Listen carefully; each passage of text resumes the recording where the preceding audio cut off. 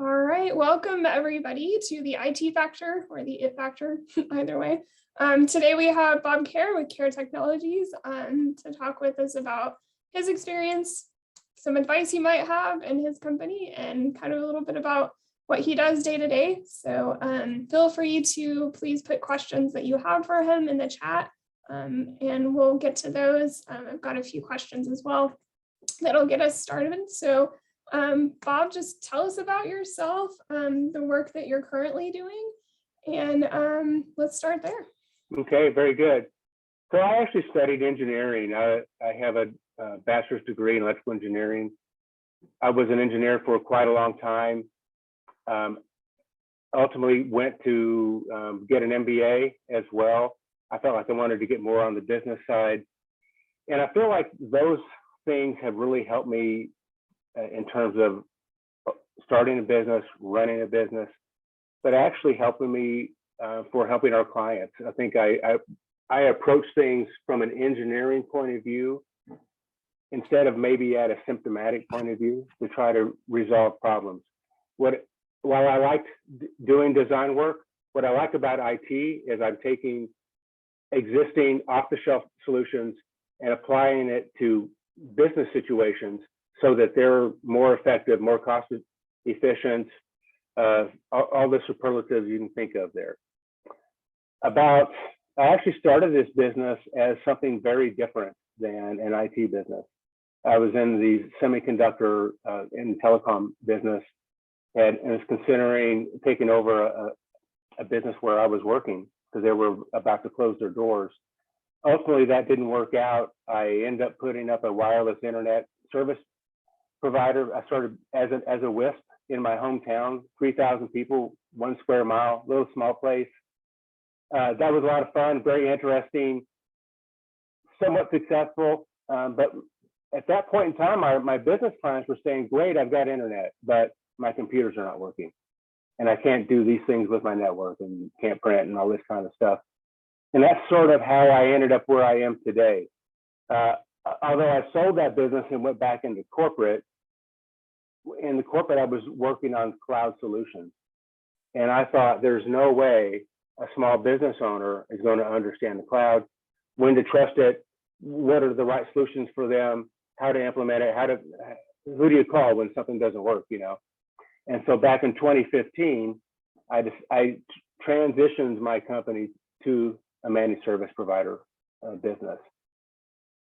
I actually considered doing it as just me, a single solopreneur, handle a few clients and just be done with it. But about 3 years ago, I thought this is important. I can change my customers' lives. I can change employees' lives. I can make a bigger difference if I'm actually turning into a real business. And that's what I've done. I've got 3 technicians working for me now. I have a part-time marketing person. We have an outsourced outbound call company. So they follow up with our outbound US mail, which is actually more effective than you would think. But anyway, that's where I am now. We have about 20 managed service clients. We're serving about 600 endpoints. We try to put our own networks in wherever we can. So we're efficient. If I'm using other people's hardware, I've got to learn it. You know, if it's Cisco here and Netgear over there and something different somewhere else, it's too difficult to manage it, and we're much more cost effective if we use our own equipment. Makes sense. So you said you started out in engineering. So how did you make that transition? What got you into networking and IT? Like, what was that pathway like? Yeah, it was totally unintended. I got tired. What I didn't like about engineering was I would spend 10 or 12 hours a day, and I'd look around and realize that I spent it the whole time in my cube and I didn't talk to anybody. And that didn't suit me. I like solving problems. That's what I like. And so I took the solving problems part of it and added on the layer of working with people to really get into IT. And as I was saying earlier, it was sort of what unintended is when our clients started asking me, and not about my internet service, but about keeping their computers working. That's really ultimately when that transition happened. And then when the cloud came about and became more widely accepted, that was the last straw, if you will, for us to become a managed service provider. So did you work on a lot of this stuff on your own? Did you take classes? Like, how did you tackle it?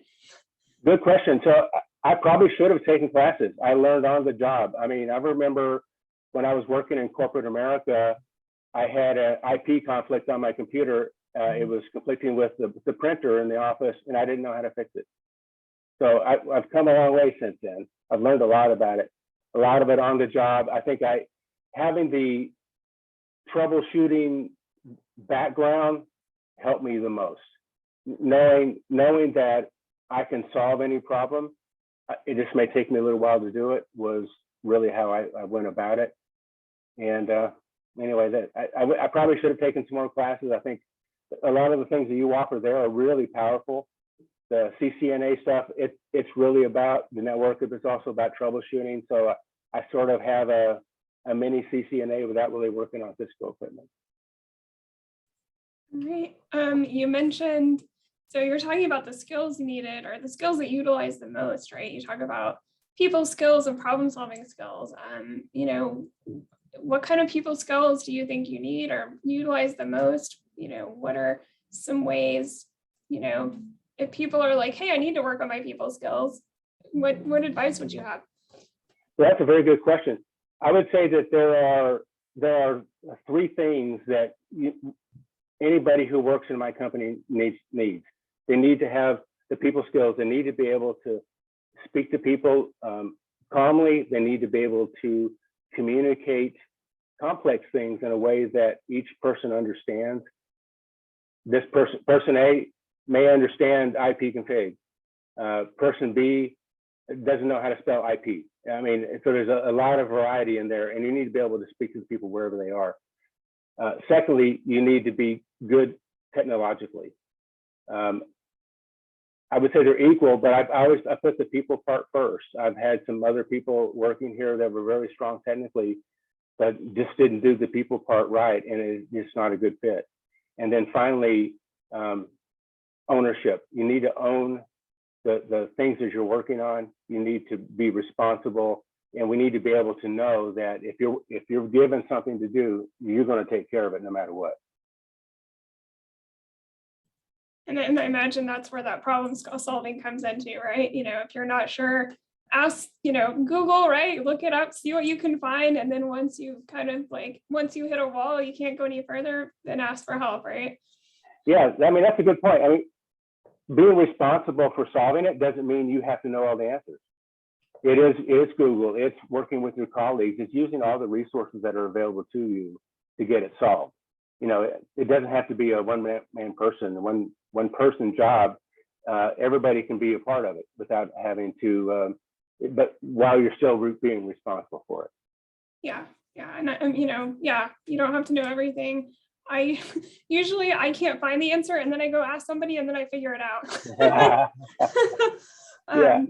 Yeah, that's definitely, you're not alone, right? You're exactly working right. with a team of people. So what does that look like at your company? What kind of teamwork is happening? I really feel like our business, while we say we're a managed service company, we're an IT company, we're really about creating leaders and changing people's lives. Our clients are completely reliant upon us. Because of what we do, they're able to do the things they need to do and not have to focus on their computers and their network and all those other things that come up. We do ask them to be aware of things like cybersecurity and all those issues there. But we also, like as I mentioned, we develop leaders. In this company, we will give you the resources and rope to do the things you need to do in order to become a leader, to taking responsibility, take on more authority as you establish yourself and you show that you're able to do that. We're about that. And when it comes to teamwork, we all sit in one room. That includes me. I'm the president and CTO, but I'm also making phone calls and I'm on the help desk as well at parts of the day. And we're all listening to what's going on. And if someone has a problem they can't solve, we go on mute and ask about it, or we, ask the client if we can call them back and work through it. So it's, again, taking responsibility for things, but working with our team to be sure we have the right answer. We often, at the end of the day, we'll go through our tickets and say, what happened? Is this the right solution? We told them to do A, maybe B is a better way to do it. And then we'll go back and revisit with the client. But we're constantly evaluating what we're doing as a team, because as a team, we're going to come up with a better solution. All these different perspectives are really important for us. Great. So I've got a question in the chat, but I want to kind of follow up on this a little bit. In developing leaders and hiring people, I know you've hired somebody from Colin recently, which is awesome. What was it that kind of stood out to you? What made them a great candidate? It was twofold. First, the people part of it. When they met with us and they met with our team, they were personable. They asked good questions about us, about our clients. And then on the technology side, we have a little set of questions that we go through and ask them to solve it, which is really tough. It isn't like I put you in an environment, here's 4 computers and this one's not working, go figure it out. We ask you to visualize it and ask us questions about the environment and then to solve the problem. And that's not easy. So this individual was able to work well with us, ask good questions on the people side, and actually solved all the things on the technical side as well. I guess I would assume they don't have to necessarily get it right, but at least show you what their process is, right? 100%. It's really about, do they have the ability to work through the problem and know what they don't know and know what they do know and how to fix it. You're exactly right. So question from one of our students is, what is a good first step to becoming a solutions architect after school? Do you feel gaining technical skills by focusing on infrastructure creates stronger candidates? What are your thoughts? Yeah, I would say so. This new person who started with us just in January, as a matter of fact, from Colin, we start your basic. We said, here's a spool of cable and some connectors. I want you to put together, it was on our own office. We actually had done some expansion, connect everything up. And then once you have the cables and the wall plates in place, put it in the network and configure it so that these devices can talk to our printers and stuff like that. And so we continue to build on that. I really do feel that to be a good solutions architect, you need to understand everything from the physical layer to the application layer.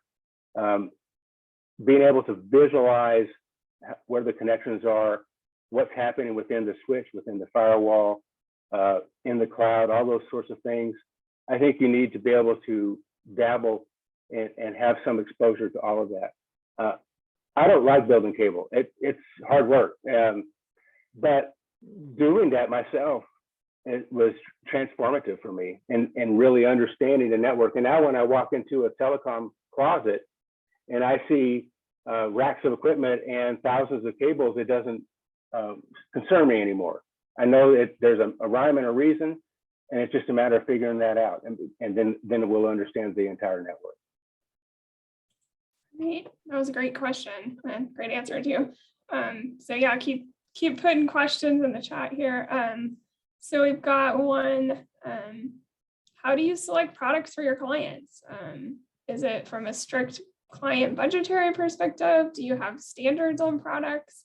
How hard is it to make the customer understand if A is better than B? So what is that process working with the client like? That is a great question. We offer packages to our clients. We have our managed services Gold, we have managed services Platinum, and we also have an add-on called Cyber 2021. And what we told our clients is, Cyber 2022 is coming. I don't know what it is. I don't know what it costs yet. All I know is it's coming. And that's because we're constantly evaluating the technology. And it's really not a cost base, it's a value base. If a product costs twice as much, but it does 3 times as much for our clients, that's a good value. And for the most part, we don't have to convince our clients A over B. We tell them this is the right solution for you, and they trust us. Our challenges come in, why should you be a platinum client or a gold client? Why should you take on the extra cost for Cyber 2021, Cyber 2022? That's the hard part for them to understand, particularly if they've never gone through a ransomware. Then they think, I'm a small company, Russia doesn't care about me, I'm safe. And convincing them the value of these things about downtime and all that sort of thing, that's where the challenge comes in. And how do you run into conflicts with clients? What is your approach, or how do you recommend, when you do have a conflict or a client, what's a great way to approach that, or what seems to work well? When you say conflict, I mean, when we think they should do A and they do B, that kind of thing? Yeah, or they kind of become, argumentative or defensive, or, you're just not seeing eye to eye, right? Yeah. That's a very good question. I would say that we rarely get in a situation where we don't see eye to eye. We not infrequently have situations where we think they need the cyber or the platinum and they just choose not to. We have a few clients that are break fix versus managed. And while we try to tell them why that's not ideal for them and it's not ideal for us, they're still there. I don't know that I really answered your question, but basically we try to educate them. It's as simple as that. And we actually have a few clients that we tell them, your data is important. You've got your own client data. If it gets stolen, it's bad news. And if they still choose not to go with the higher end cyber solutions, then we write a letter and they sign it saying that they know that we've offered more and we recommend more. And if something happens, it's their problem. It's not ours. Yeah, I don't know if that's an aspect a lot of students have thought about yet, or, they might not have gotten into it yet, is that liability, right? As a company and working with clients, and what is that liability on you, right? Yeah, that's right. Not only are the situations where maybe there's some client data that gets exposed to the internet, but there's also all the work. Let's say a client gets ransomware and they have 50 computers. Who's going to wipe all of those and get them back up to speed? That takes time. And so there's the liability from a insurance, a legal point of view. There's a liability from how much work is going to have to be done when something happens. And who pays for that? All right. So yeah, keep your questions coming. We've had some great questions. We've touched on this, I guess, a little bit, but what else do you see is really challenging that you encounter? Yeah, I think just keeping up with technology. We spend a lot of time in webinars and seminars just to find out what's out there, what's good. We've actually purchased a number of products over the last year that turned out to be duds. And it hurt us, it hurt our clients, it cost us money, it cost us a lot of time to make changes. That's our big challenge today. Oftentimes people promise a lot, and then once you get down to it, when you really put it to the test, and it's not until then do you find out that things are not working like they say it is, or the support isn't there. I think support is one of the biggest challenges we run into. If you have a problem with your G Suite, who are you going to call? There's no number for Google. So solving these problems are really challenging when you get to these big cloud providers, and that's where a lot of our difficulties coming into, is finding ways to deal with that. So we had a couple more questions. One on how do you deal with licensing? Is how hard is it to convenience the client about hardware? Is is it not only the cost? I'm not sure if that makes sense to you. Yeah. Okay. The total cost is things, it is hardware like a laptop, but it's also Office 365 as an example. Okay. I run into people today who still say, I am not going to pay a subscription. I'm going to spend $500 to buy Office 360 Office Suite, and I'm going to hold on to it for 10 years. And I tell them that if they bought the suite over 10 years, it's going to cost them the same amount of money, and it stays up to date. They still don't care. So that is a challenge. I get that. I think it's become a shift, right? I mean, we were so used to, like, you know, especially for those of us that just grew up with it right along the way. And we're like, what do you mean I have to pay for a subscription for everything now? Like, I used to just buy it and I had it. Yeah, So. yeah, exactly. So it is a big mind shift. And also people are subscription weary. Yeah. I've got Hulu, I've got YouTube TV, I've got these other subscriptions. I'm just sick of subscriptions. But that's the reality of it. I have a client that their accountant told them to go buy QuickBooks desktop, and said, don't buy a subscription, just buy it outright because you don't need a subscription. It was not available except as a subscription. So some products are that way. Most, I think, in the next couple of years, that's probably going to be, it's going to be everything subscription based. Yeah, it looks like it. I mean, it's almost like how we used to do, where it's like, oh, you bought your GPS software system and then you have to pay for updates, right? So it's like, hey, instead you're just constantly getting your updates. Yeah. Yeah, it's better. It's better. It's hard to believe it, but I think it's better anyway. Yeah, it's just adjusting to that, right? Because then you're like, you see it every month and you're like, oh, I'm paying that again. Like, Exactly. Yeah. Okay. So what is the number one security threat you've seen from your clients? Do you see a difference between large and small business? These are both good questions. I think the number one threat is still email, believe it or not, and having people click on a link when they shouldn't. We're seeing a lot of much more sophisticated phishing and farming and spear phishing coming through now, very sophisticated. Some of them they're just beautifully written. They look just like the bank, the Microsoft, whoever. They're really being, they're quite good now. And so security awareness training is something that we offer as well. We'll actually send a phishing email out and see if they bite. I think that's effective. I think having a top-down effectiveness within a company, it needs to come from the top down. The top people need to say, this is important. You got to pay attention to it.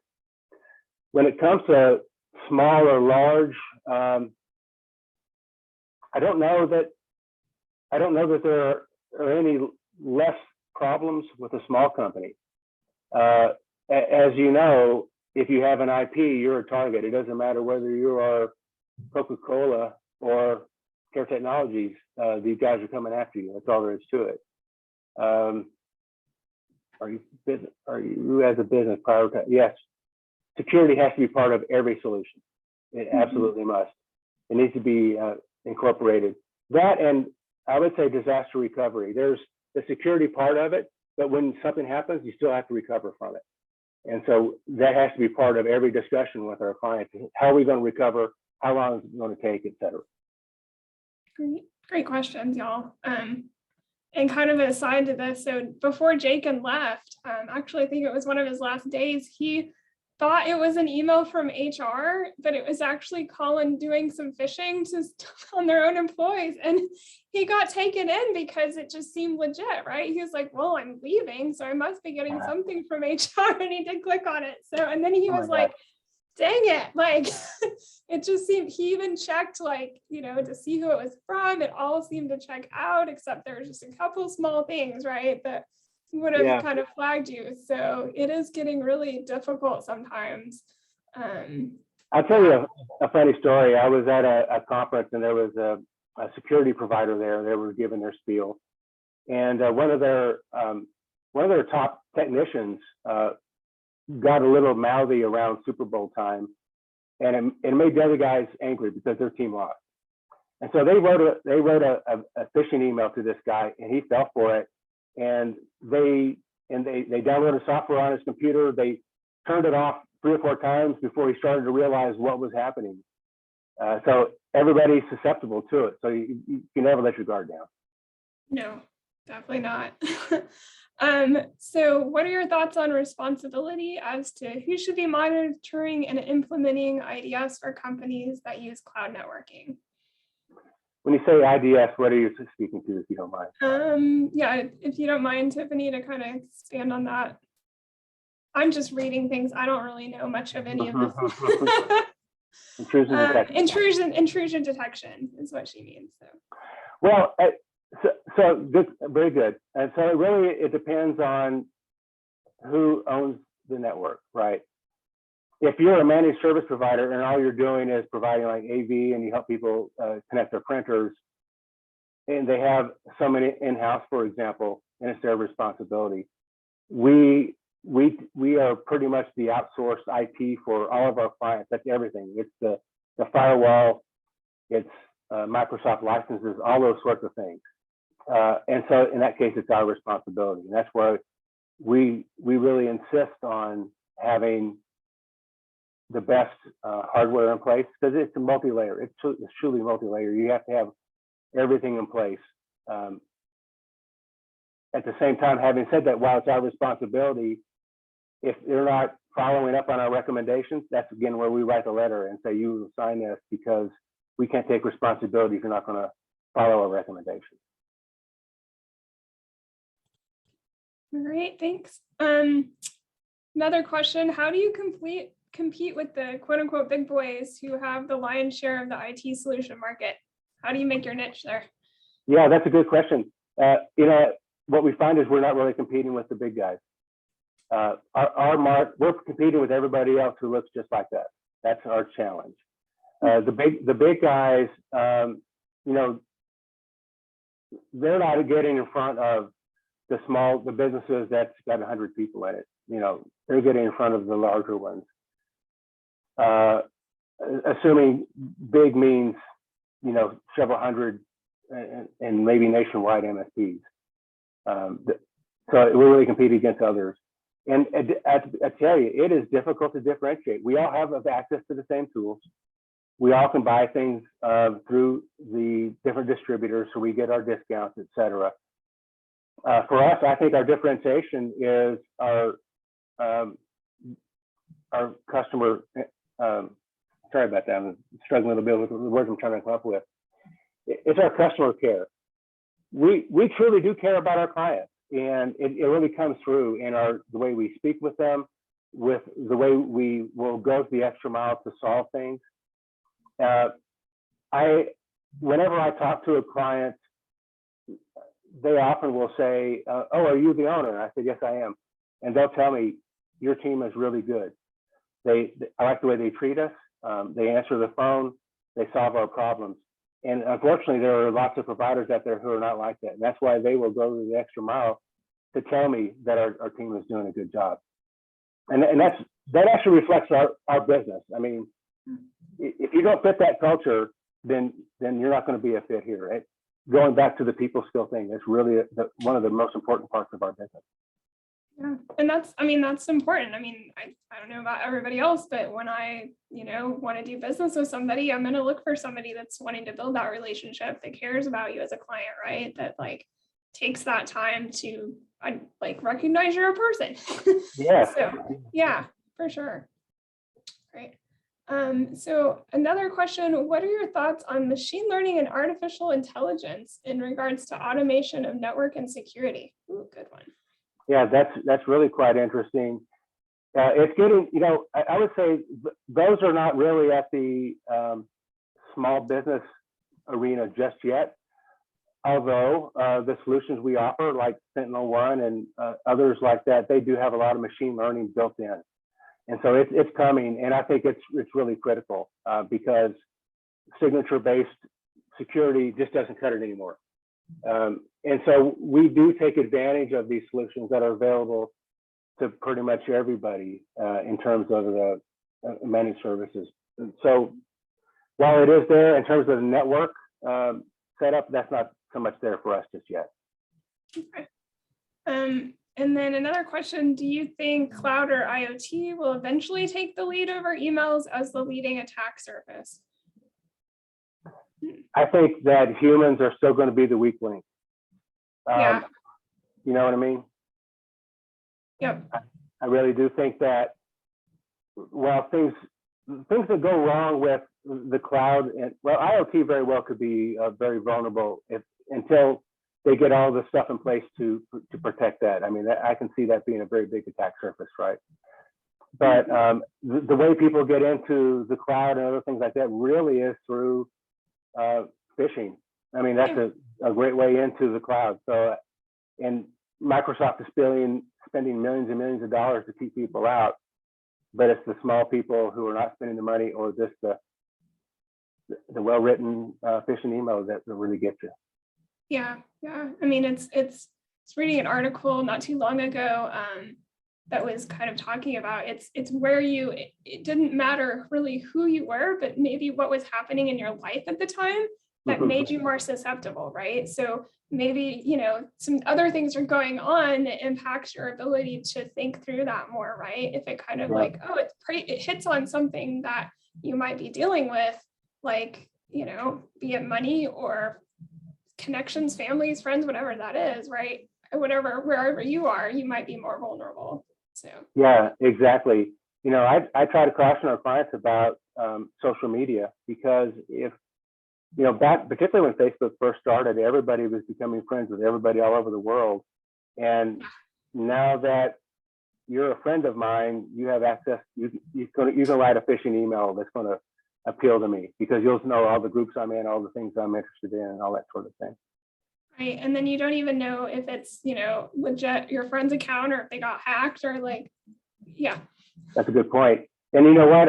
I've got, in the last couple of weeks, I've probably gotten 5 different Facebook requests from different people, different names, same picture. Mm-hmm. So I guarantee you the person that's wanting to be friends with me is not that person in the picture. Right. Yeah. So along this line, was there any other times you've been caught off guard by a data breach, malicious software, or a different form of cyber attack in the past? How did you learn from that experience and ensure your team were more prepared the next time? So I don't want to jinx myself, but we have not yet had any of these situations. We've certainly had people download a virus. We've definitely had people click on our link and give up a password. Fortunately, not our team, but some of our clients. But I think that's really our learning from that was we have to use every avenue. It's security awareness training. It's all those add-ons that cost money, the anti-phishing, anti-spam add-ons to your Microsoft account that are going to do a better job of capturing these things. That's what our takeaway is, that we have to continue to build those layers to protect ourselves. We are one of our biggest changes right now, and it may seem obvious, but we're just now really getting into the DNS filtering. We're using Cisco Umbrella for that. It's a good reporting, good tool. And so we think that's going to be another really arrow in our quiver to help protect our clients. Great. And along the lines of tools and what you're utilizing, one of the questions is, what are examples of routers, switchers, and firewalls that somebody working in your company should learn about? I remember back in my telecom days, the saying was, no one ever got fired for buying Cisco. And that's still true today. We don't use Cisco though. We have another solution that we use. We think it's a better value for our clients. We don't have enterprise clients. Our largest client has 300 employees and 6 sites. We use a solution from a company called Zyxel. It's ZYXEL. They've been around for 20 years. They're priced sort of like Ubiquity, but I think that their capability and how well they're built are better than Meraki. And so I think that's a better solution. And everywhere where we have a network, we're using Zyxel. All the same rules apply. How do you set up? do you set up a VLAN? How do you separate your data? You know, do you have a firewall? Is it signature based? Is there antivirus built in, content filtering, all those sorts of things? So it's still true regardless of that brand. Thanks. Another question, what OS do you find most secure for your team or for other businesses and individuals? That's a very good question. So we don't have any clients with Linux. They're either Windows or Mac, and we have very few Mac. We had actually avoided Mac like the plague because as a managed service provider, it's very difficult to actually manage that product. There are a lot of solutions out there for managing Windows, things like forcing Windows updates, that sort of thing. Mac, we just now, one of our clients told us they're going to be a hybrid shop. They're going to have a combination of Mac, iOS, as well as Windows. And so we decided we needed to get into that business. And we found a solution from a company called Addigy, Addigy. They do a great job managing Apple products. And so in terms of security, I don't know that any is any more secure than the other. I think Apple, people who own a Mac think that they are. I don't think that's the case. I think it's just as easy to write a virus for a Mac OS as it is Windows. It's just that there's 95% of the world is Windows, and that's why you don't do it. But as it's growing, there's going to be more of it. And so we still need all the antivirus. We need our network to be secure. And as I mentioned, now that we have this other remote management and monitoring solution on Apple, we're moving forward with that. And we're actually pretty pleased with the solution. We're happy to be working with Apple now. Great. All right. Yeah, I worked with a arts and technology program. We had dual boot Macs, so we would boot Windows or Mac. Yeah, so very nice. That was an interesting challenge. Yeah, no doubt, no doubt. Yeah. All right. So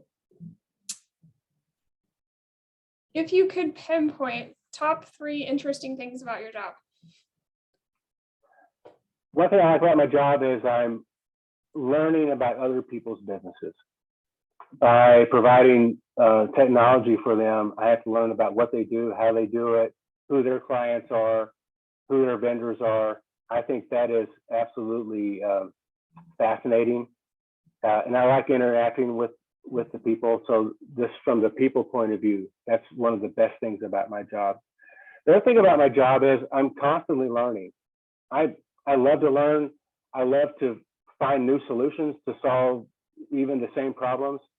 So that is one of the best things about my job is I'm constantly learning.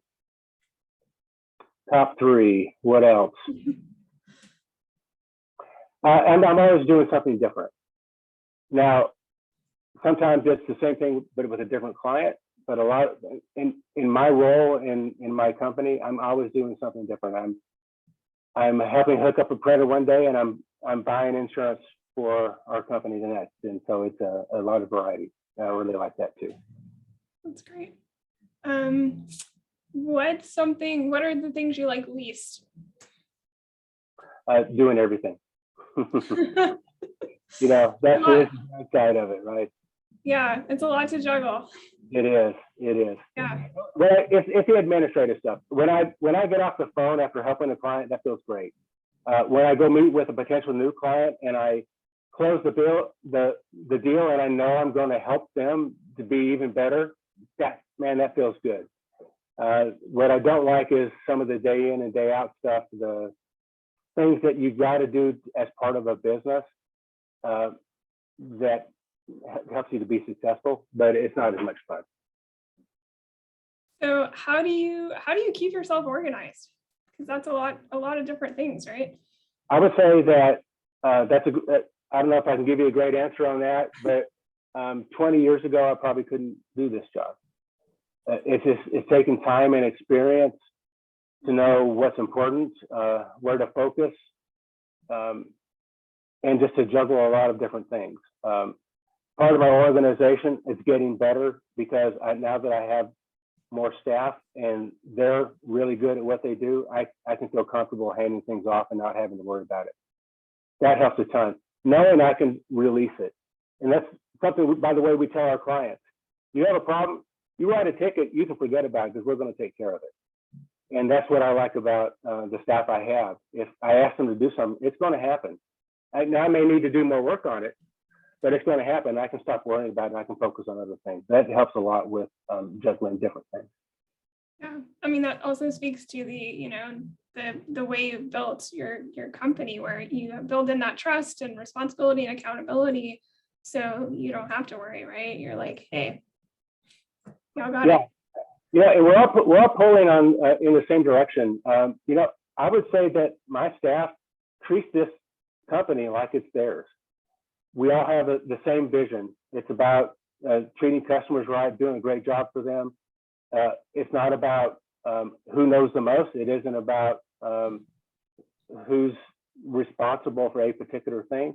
We're all pulling in the same direction, and that really helps a ton. And it actually makes the job very fun too, because we all know we've got each other's backs too. Yes. Yeah. I mean, most people say you don't leave a company because of your job. It's usually because of the people, right? And that's a lot of times why people stay as well. So we did have a question about, coming to work for your company in terms of salary, benefits, and perks, but I'm also going to say the people, right? It's the environment and the people that are going to make a huge difference for sure.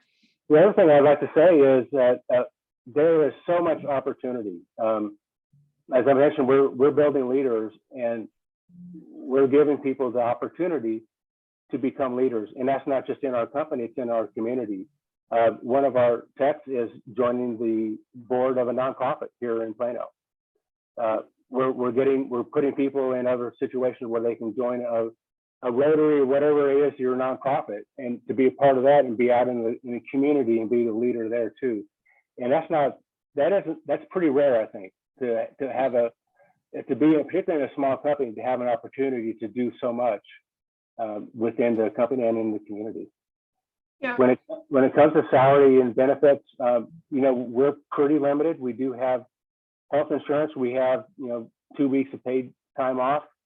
I don't know that, and really the perks are working at this company, having a great time with what you're doing, constantly learning, constantly growing, having opportunity to become much more. I think that's really the strongest thing about working at my company.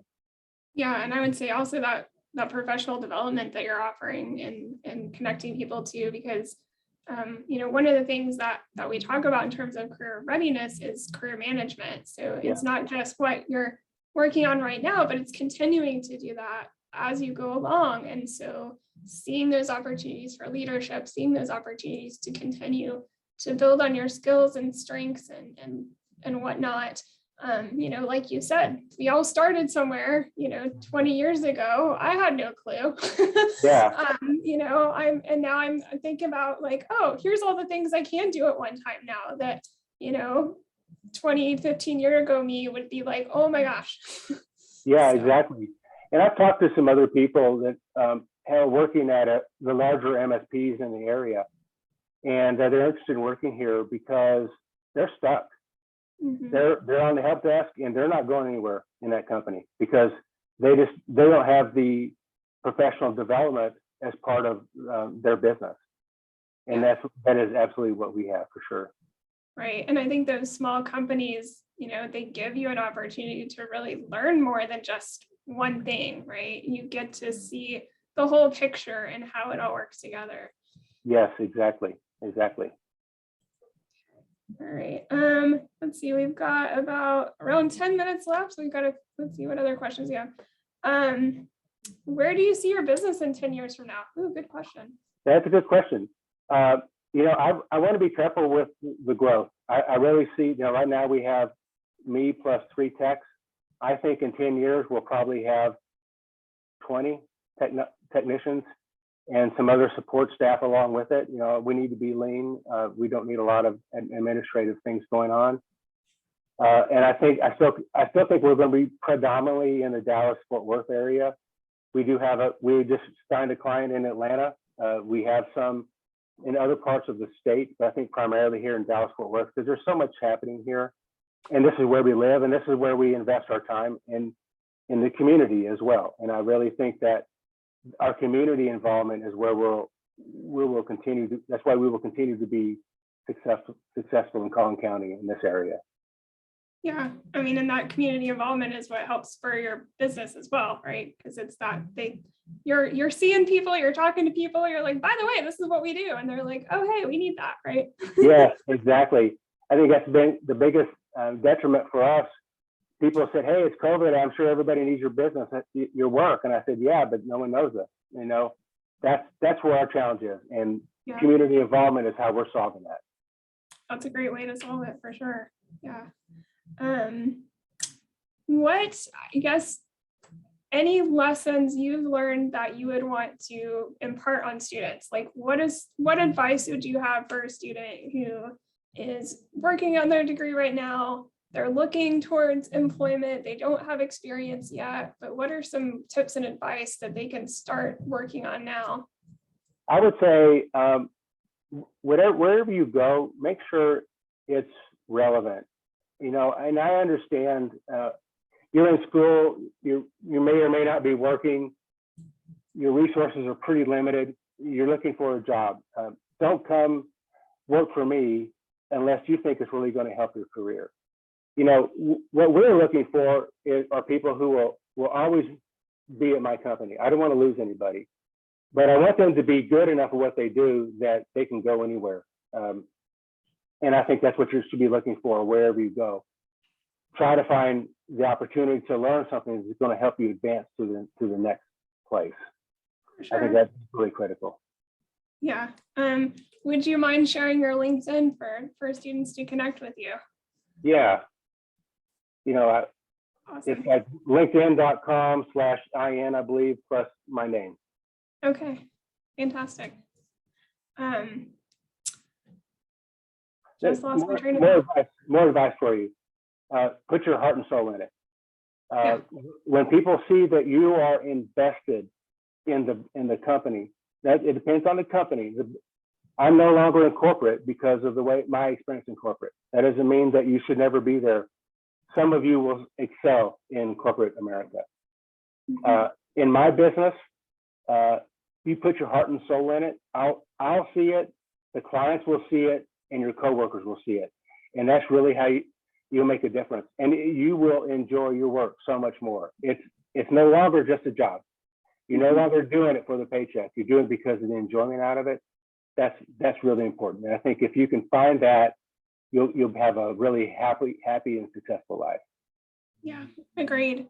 And I think a way to kind of figure out what that is, and it's not always, sometimes you're going to have some misses, right? You're like, Yeah. oh, I thought this was the thing that I wanted, and wait, it's not. So don't be afraid if it's not, if you go for something and you're like, wait, because that's a learning experience too. But, think about your values. So that's one of the things that we do in Flex Tech is there's a values exercise, and it's really to think about what is it that you value. For me, I really value connection with other people.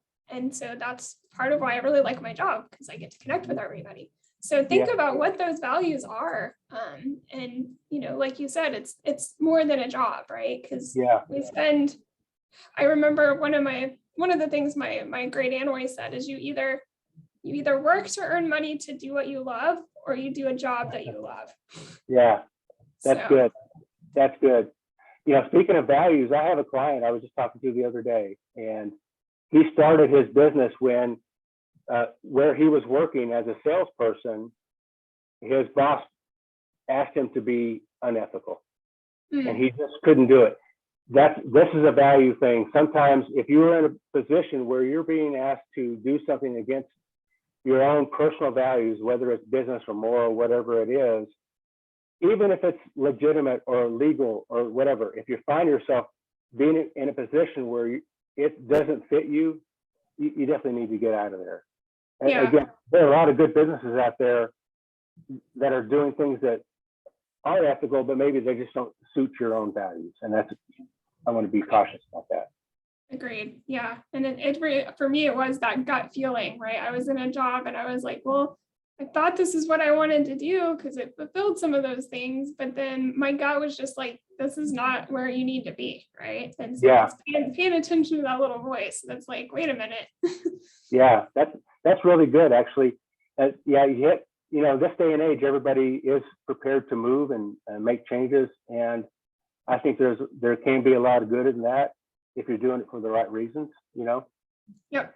Yeah. And when you're searching for a job, if you're moving from one job to the next and they ask you like, why do you want to leave your current job? You can just say it wasn't a good fit for me.